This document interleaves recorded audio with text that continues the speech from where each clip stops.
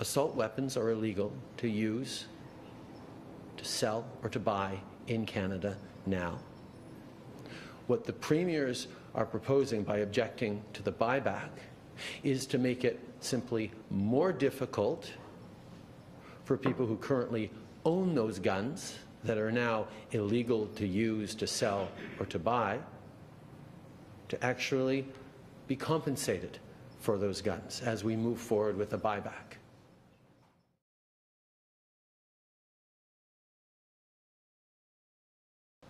Surrey is a rapidly growing city.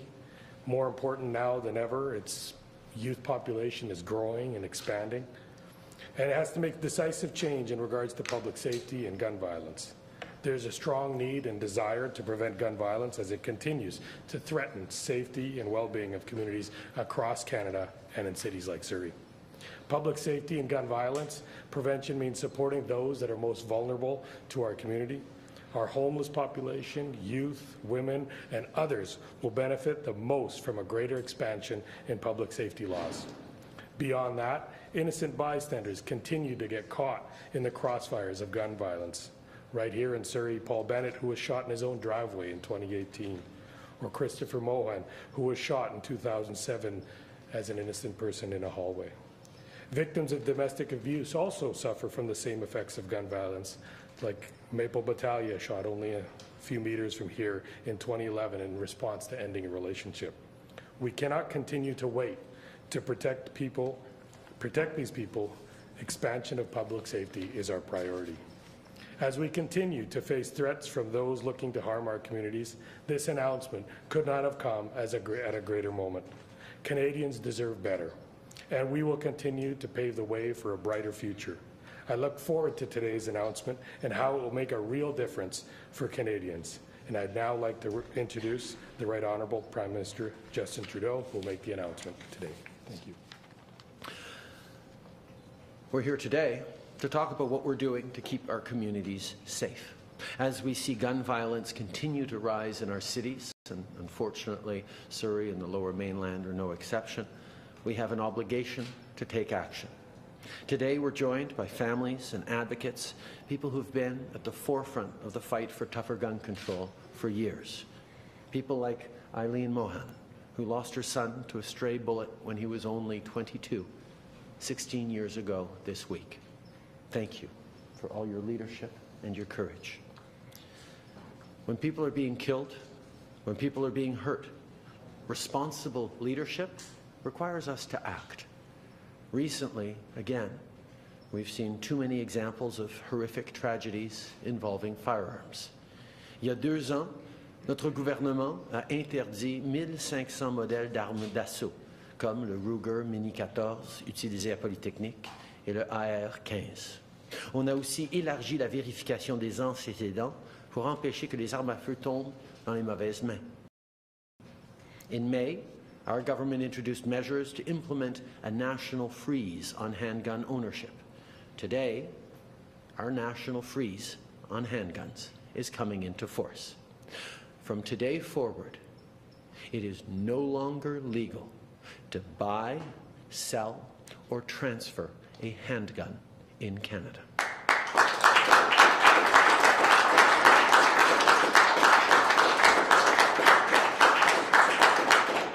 We have frozen the market for handguns in this country, and our ban on imports that took effect in August remains in place.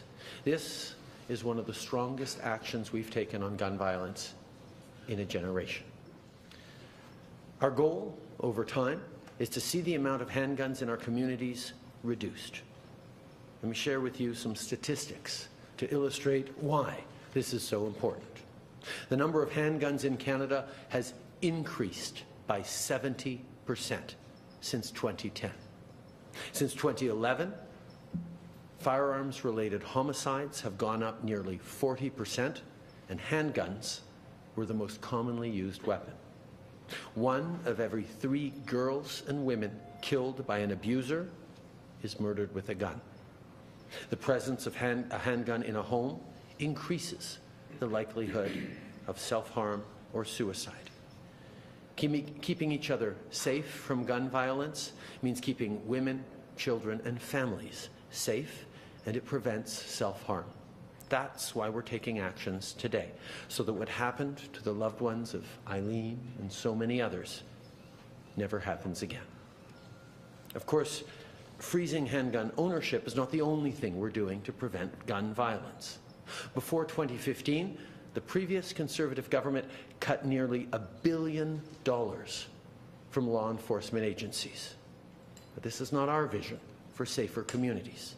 Our Liberal government is reinforcing our borders and giving law enforcement the tools and resources they need to stop illegal gun smuggling. This includes major investments to address gun violence and keep guns out of the hands of gangs and criminals. With this funding, the CBSA can deploy new technology like scanners that can X-ray an entire truck in a matter of minutes. The work we've been doing over the past years is working. Last year, we interdicted nearly twice the amount of illegal guns coming across our border as we had the year before, and we're not stopping that work. On top of that, we're moving forward to increase maximum criminal penalties for gun-related crimes. As of 2 years ago, it is no longer legal to buy, sell, or use assault weapons in Canada, and we're implementing a mandatory buyback. We'll continue working together with provinces, territories, Indigenous communities, and municipalities to build safer communities free from firearm violence. Again, I want to thank the advocates, those who are here today and those out across the country. Thank you for your strength. Thank you for your perseverance. For too many of you, loss and grief is at the heart of what brings you here today. And we are deeply grateful that you continue to stand for a better Canada. We thank you for all those efforts to build a safer future for all our kids, for all our communities.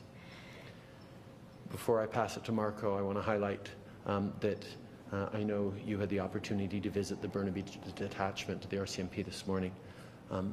Our hearts go out to the family of Constable 𝐥𝐿𝐴 Yang, and of course that means her family, but also her larger family of RCMP, police and peace officers across the province and across the country who stand with her.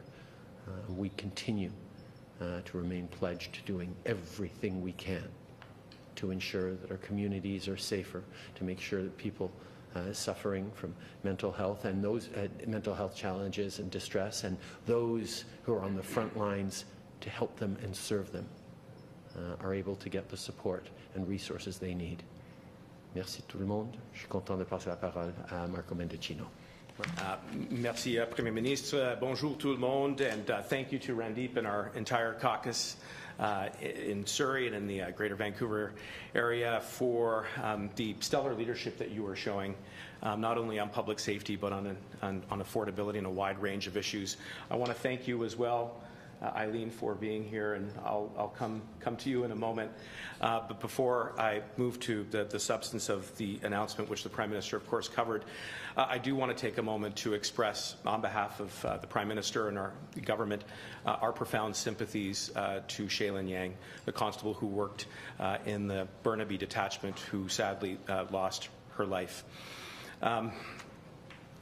In speaking with the team that she worked with this morning, I was struck by her dedication and her passion not only to keeping our communities safe, but to mental health issues. Prior to becoming a Mountie, she was an advocate, and then was recruited to work on the front lines. And the other thing that I learned from her team this morning was that she was a warrior.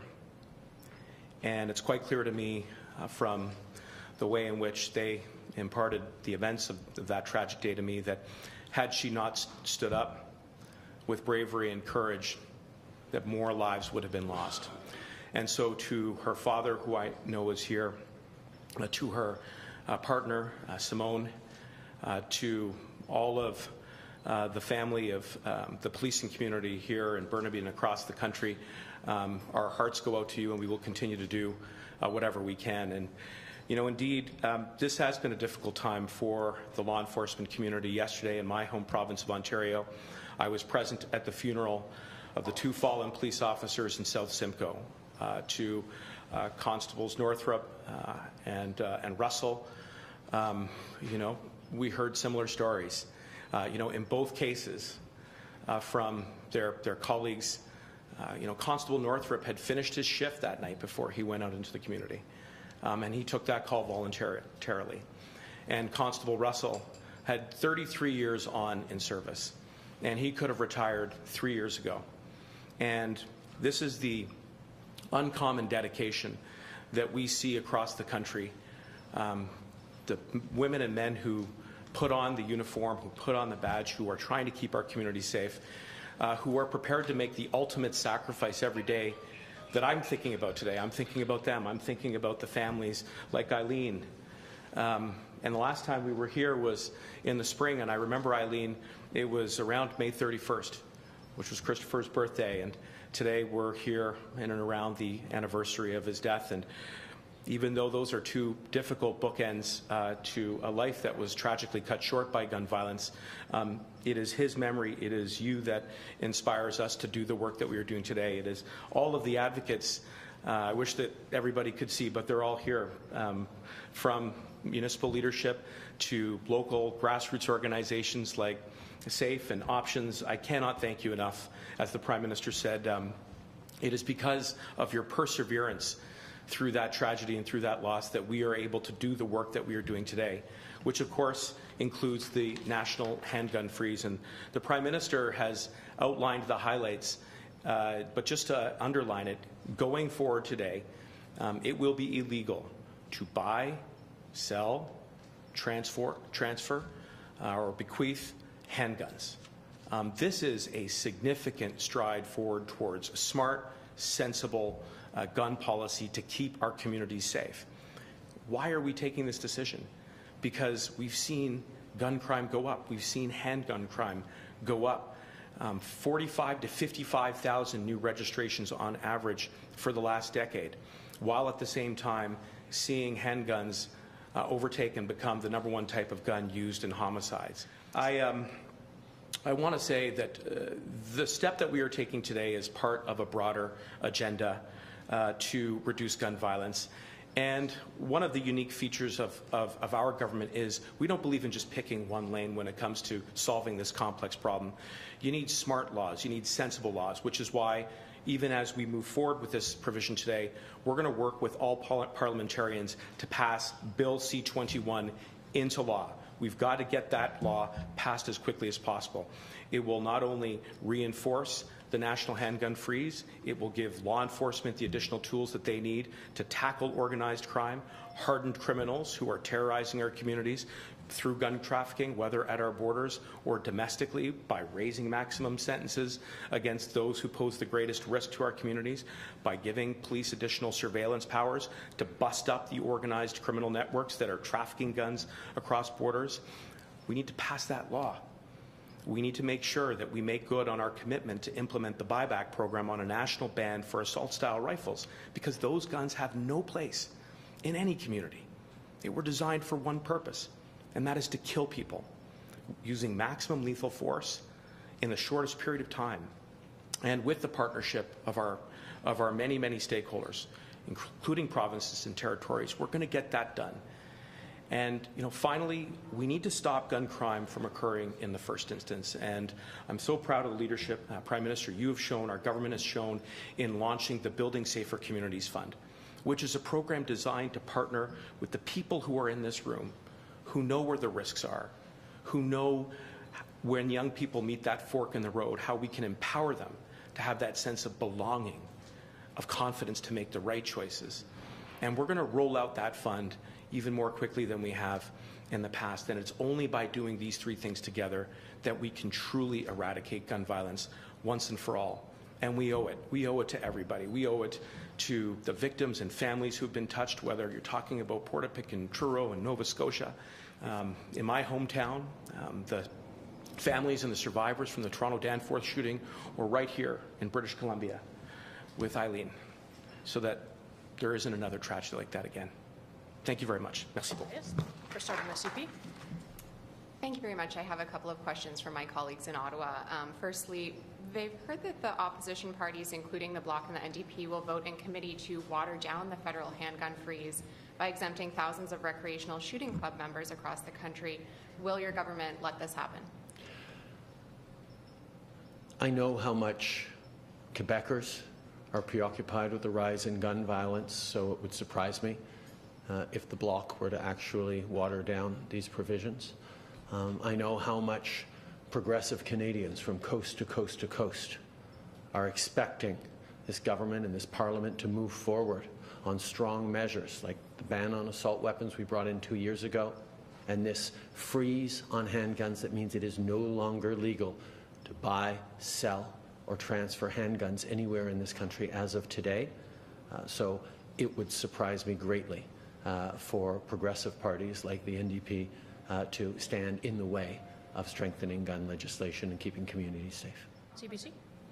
Hi there. Thanks for taking our questions. The SKS rifle was used by the BC manhunt suspects, the Fredericton shooter, and most recently in the shooting deaths of 2 officers in Innisfil, Ontario.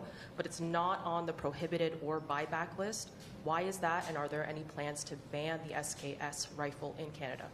Happy to turn it over to Minister Mendicino, who can speak to that. Marco? Well, first, our thoughts go out to those frontline officers who lost their lives during the line of duty as a result of the gun violence that we've seen. And when it comes to the measures that we have already introduced, we put in place a very ambitious plan to ban nationally assault-style rifles and to then, by extension, launch a buyback program to get those assault-style rifles out of our communities once and for all. When we introduced Bill C21, we said that as a government we would be amenable to working with all parties to make sure that we had the right policies as it relates to assault-style rifles, and that is precisely the work that the Standing Committee on Public Safety is doing right now. So they will be looking at models, they will be looking at exactly the kind of examples that you have cited and providing recommendations to the government, which we have said we will thoughtfully and carefully consider once we receive. But it is important to underscore to you and to your viewers and all Canadians that that work has to be undertaken independently at this stage, that the work of Parliament at the committee stage is undertaken by the membership of those who sit on the committee. In fact, we have one of those members with us today, MP Nur Mohammed, who has been an outstanding advocate when it comes to making sure that we get our gun policies right, including Bill C21, and I look forward to working with him and all the members of that committee to continue to debate this issue very carefully. Okay. But actually, I wanted to follow up on Marco's comments and on your question on the assault weapons ban. As of 2 years ago, it became illegal to buy, sell, or use assault weapons anywhere in this country. And we saw Canadians overwhelmingly supportive of this measure to interdict guns that were designed to kill the largest number of people in the shortest amount of time possible, as easily as possible. That is something that we have done. Unfortunately, we see Conservative premiers trying to play the worst kinds of politics in opposition to this measure, which, let's be very clear, assault weapons are illegal to use, to sell, or to buy in Canada now. What the premiers are proposing by objecting to the buyback is to make it simply more difficult for people who currently own those guns that are now illegal to use, to sell, or to buy, to actually be compensated for those guns as we move forward with a buyback. That's the kind of politics that Canadians don't want to see around gun violence, around moving forward on these important measures.